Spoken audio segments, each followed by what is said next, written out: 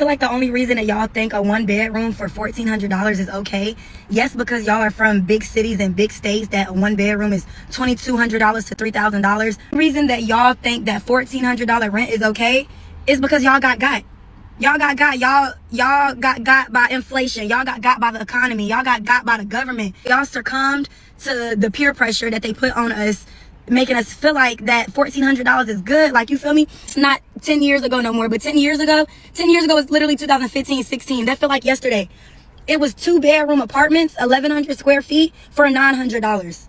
1,100 square feet for $900 to $1,000. And you think I'm gonna be happy because the world is shit now and a one bedroom is $1,400? Oh, let me take it. What? Man, if I can't find nothing for $900, I guess I'm gonna be living with my mama for the rest of my life. I want to share something that I think a lot of people don't know, and I think you should know, especially if you're facing eviction and you don't have any way to pay your back rent. File bankruptcy. File a Chapter 13 because you'll be able to keep your place and you'll be able to keep your car. So I'm going to try to give you the fastest version of it. What they're going to do is give you a trustee. So you're going to pay your rent going forward, and then the trustee is what you're going to pay. It's like a little installment that's going to go towards your back rent and going to go towards your car payment. So, and you automatically get an automatic stay. As soon as you file bankruptcy before the eviction process stops. Your case gets dismissed. You are not protected under bankruptcy, Chapter 13.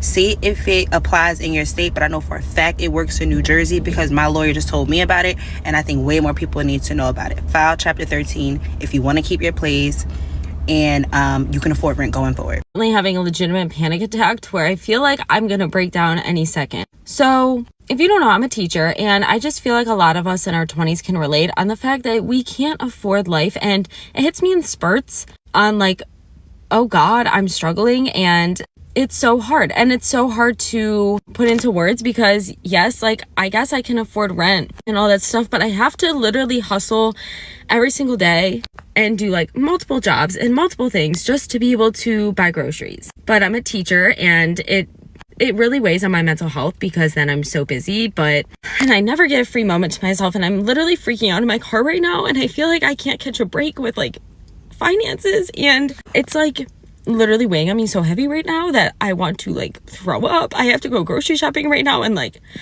I can't even afford like the chicken I'm gonna buy, and like I'm gonna pay my credit card, and it's too much, and I don't buy anything for myself really, and now I'm just really feeling heavy. I'm gonna say something really controversial here, but if you work a full-time job, you should be able to afford a one-bedroom apartment. I am so tired of hearing older people say that it is entitled to want to live in a one-bedroom apartment, and that they're saying we're entitled for not wanting to live with roommates. Yeah, it's always been normal to have roommates when you're in school, when you're in university, but why is it now the norm that when you're in your 30s and even in your 40s that you have to have multiple roommates just to be able to survive because the cost of living is so high and the wages are just not keeping up with that? It is not entitled to want to be able to live in a one-bedroom apartment when you are working full-time, when you have a career. I'm a little concerned just on how my generation and the future generations are supposed to buy homes. So how are we supposed to buy a home when minimum homes are $300,000? 20% of $300,000 is $60,000. So for me to have to save up $20,000 just to put down, never mind closing costs and your realtor that you have to pay and all of the other fees that you have to pay, which could be a minimum of like $8,000 to $15,000 for closing costs. I've heard people pay way more.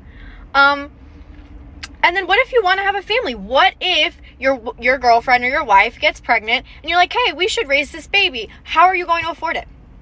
Who's going to watch your baby? So I just want to like think about that for people who are rushing into relationships and rushing to grow up. It is very difficult, not only because you can't afford anything unless you make above $100,000, especially in the New England, you just can't afford to live. Like, you can't even afford to save money. You can't afford to go on vacation. Most of these